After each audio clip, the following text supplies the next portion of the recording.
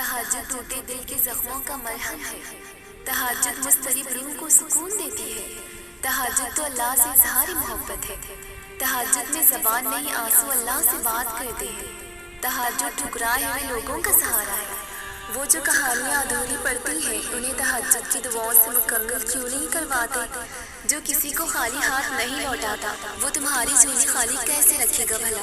ہو سکتا ہے اس رمضان تمہاری من پسندیدہ دعا پر کن فرمایا جائے، کیا پتہ اللہ تمہاری من پسند شخص کو تمہارے حق میں لکھ کر تمہاری کہانی مکمل کر دے۔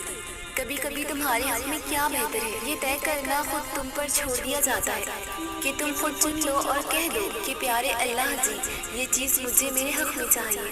وہ جو تمہاری نظر میں ناممکن ہے تمہارے اللہ کے آگے کچھ بھی نہیں۔ جو دعا کے وقت ناممکن ہوتا ہے وہ عطا کے وقت ممکن بن کر تمہارے حق میں لکھ دیا جاتا ہے۔ امید کبھی نہ چھوڑے، امید کبھی نہ چھوڑے، کیونکہ امید ہی یقین کو مضبوط کرتی ہے، مضبوط یقین سے دعائیں مضبوط ہوتی ہیں اور مضبوط دعائیں ہی معجزوں کو تم تک لاتی ہیں۔ جب جب اداسی اور مایوسی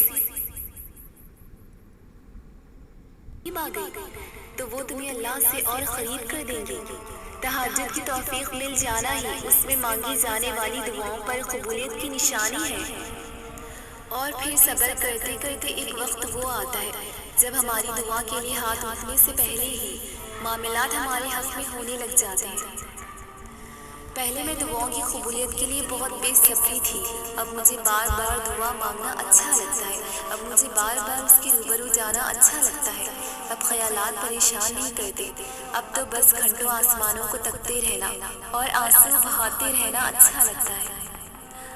جانتے ہو معجزے کیسے ہوتے ہیں؟ جب تم اللہ پر اندھا یقین کرتے ہو اور جلد بازی نہیں کرتے تب اللہ تمہارے لیے چھوٹے چھوٹے ذریعے بناتا ہے، پھر وہ چھوٹے چھوٹے ذریعے تمہیں تمہاری دعاؤں کی قبولیت کی طرف لے جاتے ہیں۔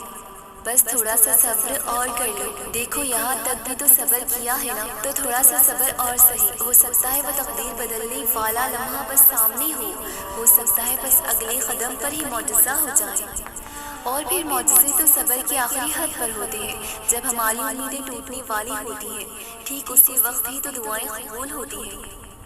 میں نے اللہ کو دیکھا ہے ان گھڑیوں میں کہ جب حالات سخت ناساز ہوں اور ناممکنات کی بلندیوں کو چھو رہے ہوں اور پھر اچانک سے کسی اندھیری غار کے بڑے سے پتھر سے روشنی کی کرن کی مانند امید کی کرن طلوع ہو جاتی ہے۔ جانتے ہو تم اللہ کی بہت خاص بن گئے ہو کیونکہ تمہارا دل ٹوٹ چکا ہے۔ بڑے کہتے تھے جس کا دل ٹوٹ جائے وہ اللہ کا ہو جاتا ہے۔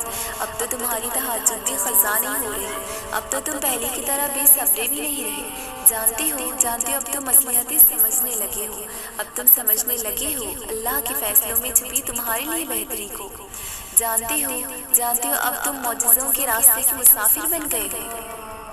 معجزوں کا راستہ بھی صرف انہیں ہی ملتا ہے جو ان کے انتظار میں صبر کا سفر کرتے ہیں۔ اگر تم تھوڑی سی آزمائش سے تھک کر اپنا یقین ہار کر بیٹھ جاؤ گے تو تم اپنی دعائیں قبول کیسے کرواؤ گے؟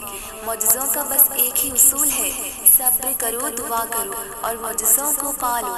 وہ جو تمہیں لگتا ہے کہ ناممکن ہے ہو سکتا ہے وہی معجزوں کا راستہ جسے تم ناممکن سمجھ کر اپنی دعاؤں سے نکال دیتے ہو۔ تمہارا رب اسے ایک پل میں ممکن کرنے پر قدرت رکھتا ہے، اس کے کن پر کبھی شک نہ کرنا۔ تمہاری دعائیں کن فیکن کا سفر ضرور طے کریں گی، تمہیں بس اپنے دل پر صبر کی مہر لگانی ہے، اس دل کو مایوسی اور ناامیدی سے آزاد کرنا ہے، اس رب پر کامل یقین رکھنا ہے۔ تہجد روح کے زخموں کا مرہم ہے، تہجد لڑکھڑاتی دعاؤں پر قبولیت کا کن ہے۔ جب اللہ آزمائش میں ڈالتا ہے تو اس سے گزارنے کی ہمت بھی دیتا ہے، اور ایک دن جب تمہاری ساری دعائیں قبول ہو جائیں گی تو تمہیں اپنے پچھلے رونے اور تڑپنے پر بہت پیار آئے گا۔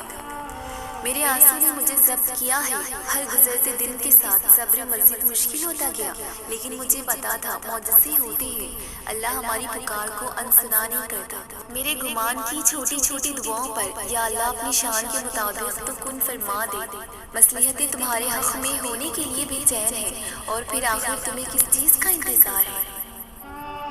معجزے تو دروازوں پر بے تاب کھڑے ہیں، پھر تم ہاتھ کیوں نہیں اٹھاتے، کیوں مانگتے نہیں اس سے؟ بس ایک دعا کی دیری ہے، بس ایک دعا کی دیری ہے جو قبولیت کے انتظار میں ہے۔ پھر زندگی کی اذیتوں میں مسکراہٹیں اتریں گی کن فیکن کے ساتھ۔